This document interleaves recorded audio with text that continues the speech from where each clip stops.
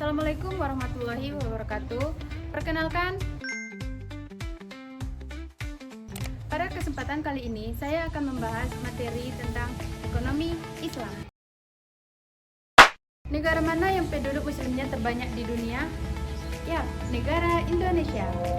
Pada tahun 2022, penduduk muslim di Indonesia mencapai 237 juta jiwa. Itulah kenapa Indonesia juga menerapkan sistem ekonomi Islam. Apa sih ekonomi Islam itu?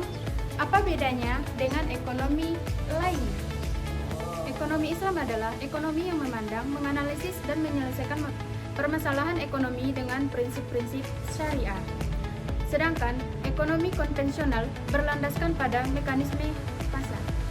Ekonomi Islam berlandaskan pada ajaran Islam, yaitu tauhid. Prinsip tauhid berkeyakinan bahwa segala aktivitas manusia di dunia termasuk ekonomi dilakukan mengikuti petunjuk Allah Subhanahu wa taala. Perbedaan landasan ini kemudian membuka aktivitas ekonomi dalam 4 hal berikut. Pertama, kepemilikan. Dalam ekonomi Islam, kepentingan masyarakat atau sebuah aset dapat penggunaannya dijamin oleh Dewan Islam supaya dapat digunakan oleh banyak orang. Sedangkan ekonomi konvensional tujuan utamanya keuntungan pribadi saja. Yang kedua, pembagian keuntungan. Ekonomi konvensional menggunakan sistem bunga, sedangkan ekonomi Islam tidak. Bunga dianggap merugikan peminjam uang dan membuat adanya kesenjangan kekayaan.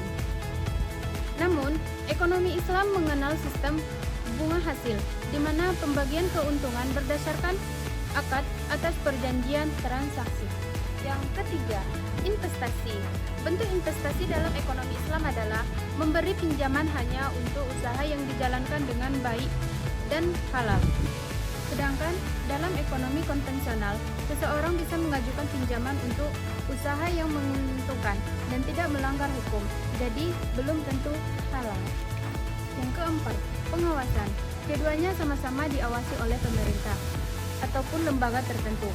Namun, dalam ekonomi Islam, keuangan Islam itu diatur oleh Dewan Ekonomi Syariah untuk memastikan kegiatan operasionalnya tidak melanggar syariat.